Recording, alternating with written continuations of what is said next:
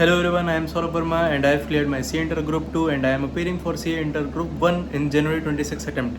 And if you are also appearing for Group 1 in January 26 attempt, then this video is for you.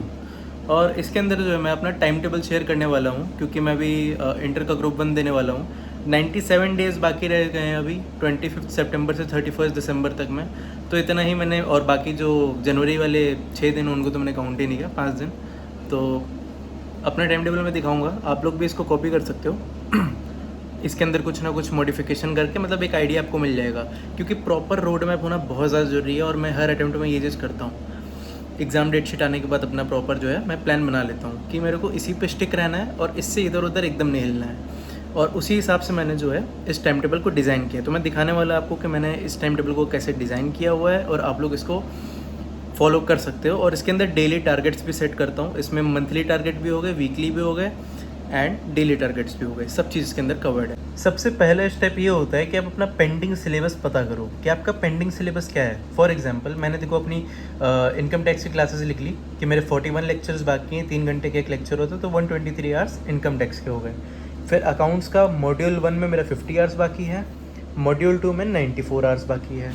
और मेरा law के अंदर जो है मैं क्लासेस से नहीं कर रहा हूँ, मैं मैराथन से कंप्लीट करूँगा, क्योंकि क्लासेस मेरी पहले ही कंप्लीट हो गई थी। तो मैं मैराथन वगैरह से कंप्लीट करने वाला, और जिनकी क्लास मेरी रह गई थी उनका मैंने लिख दिया है। तो इसमें भी 38 आवर्स लगने वाले हैं, जीएसटी में 22 आवर्स लगने वाले हैं। और जीएसटी में मेरी क्लासेस हो चुकी हैं, मैराथन से मेरे को बस कंप्लीट करना है। एक्चुअली ये जो सिलेबस मैं दिखा रहा हूँ ना, ये मैं चाह रहा हूँ कि मैं फ़र्स्ट रीडिंग भी कंप्लीट कर लूँ इसकी और फर्स्ट रिविज़न भी कर लूँ, ठीक है। तो देखो total hours in lectures 327 hours, ठीक है। तो 327 आवर्स अगर है, तो अगर मेरे को 327 आवर्स कंप्लीट करना है तो मेरे को डेली 6 घंटे के लेक्चर कंपल्सरी करने पड़ेंगे, ये मैंडेटरी है मेरे लिए। तो 3 और साथ में जैसे अब मेरे को पर डे अब 10 आवर्स तो निकालना पड़ेगा, 9 to 10 आवर्स की सेल्फ स्टडी वगैरह, आई मीन मतलब टोटल स्टडी टाइम निकालना है। तो 6 आवर्स अगर लेक्चर्स हो जाएंगे तो साथ में 3 to 4 आवर्स की सेल्फ स्टडी भी हो जाएगी। तो मैंने क्या प्लान किया कि अकाउंट्स और इनकम टैक्स में तो बहुत ज़्यादा सिलेबस पेंडिंग है, तो अकाउंट्स और इनकम टैक्स तो डेली करना है, 3 आवर्स की क्लासेस मेरे को डेली करनी है। और साथ में कोई और सब्जेक्ट मैं चूज़ कर लूँगा 3 to 4 आवर्स, ठीक है। ऑल्टरनेट चलते रहेंगे, कोई भी सब्जेक्ट हो सकता है। अब आता है मेन प्लान। अब इसके अंदर देखो मैंने क्या किया है, 25 सितंबर से 31 दिसंबर तक मेरे पास 97 डेज़ है, ठीक है।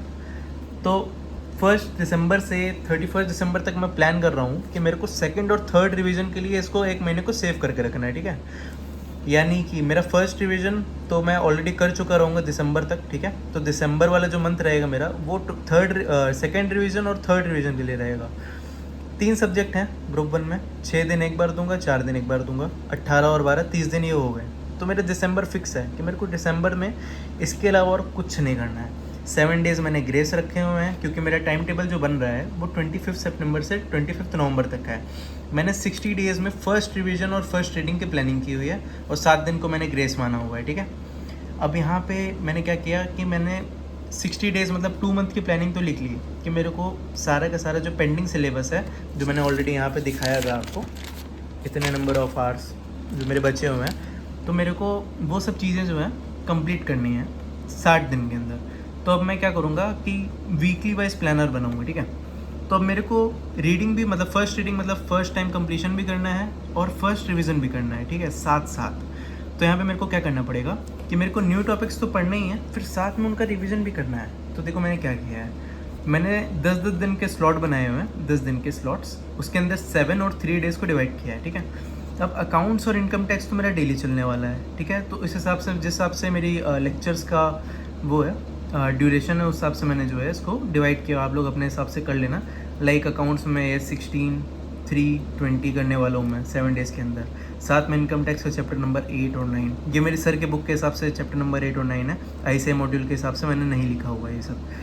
फिर GST में chapter 1 supply, intra inter, place of supply, ये सब करना है। फिर लॉ में कंपनी आउटसाइड इंडिया मेरे को पढ़ना है।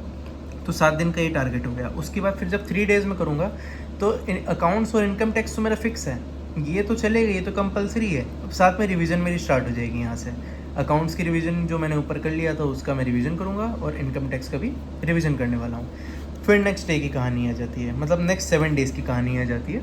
यहाँ पे अकाउंट्स में मैं शेड्यूल 3 AS14 करने वाला हूँ, फिर इनकम टैक्स का, इसी तरह फिर GST का भी चलता रहेगा, LLP, फिर रिवीजन की बात आ जाएगी वापस से कि यहाँ पे मैं अकाउंट्स की रिवीजन करने वाला हूँ। और यहाँ पे इनकम टैक्स का मैंने रिवीजन नहीं डाला है क्योंकि 3 डेज़ के अंदर अकाउंट्स का वो शायद आई थिंक PGBP वाला चैप्टर है, तो एक साथ अकाउंट्स का और PGBP का रिवीजन 3 डेज़ में पॉसिबल नहीं, तो मैंने अकाउंट्स को मतलब इनकम टैक्स को पेंडिंग में डाल दिया।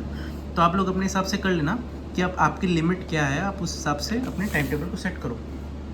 अब देखो क्या किया हुआ मैंने, 15 से 21 अक्टूबर, 22 से 24, मैंने प्रॉपर जो है 31 अक्टूबर तक का प्लान यहाँ पे बनाया हुआ है। तो यहाँ पे क्या है कि मेरे को 31 अक्टूबर तक अगर मैंने इतना फॉलो कर लिया ना, तो मेरे पास 1 मंथ और रहेगा, उसके अंदर मैं आगे की प्लानिंग उस टाइम पे उस हिसाब से मैं कर सकता हूँ। तो यहाँ तक ही मैंने बनाया, इसके बाद मैंने बनाया नहीं। अब इसके बाद फिर मैं डेली टारगेट्स लिखूँगा यहाँ पे, जैसे टारगेट फॉर 25 सितंबर, यहाँ पे slot 1, slot 2, slot 3।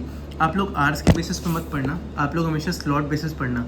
Like accounts में मेरे को 2 लेक्चर कंप्लीट करने हैं, तो 2 लेक्चर किए, और उस लेक्चर को कंप्लीट करने के बाद तुरंत उसका होमवर्क भी करो, और जो आपने पढ़ा है उसका आप रीडिंग भी करो। तो वो 3 आवर्स का जो लेक्चर है ना, आप भले ही स्पीड में देख रहे हो उसको, तो उसको कवर करने में आप लोग को 3 घंटे से ज़्यादा ही लग जाएगा, क्योंकि आप उसके रिलेटेड क्वेश्चन भी कर रहे हो, रीडिंग भी कर रहे हो, हर एक चीज़ कर रहे हो।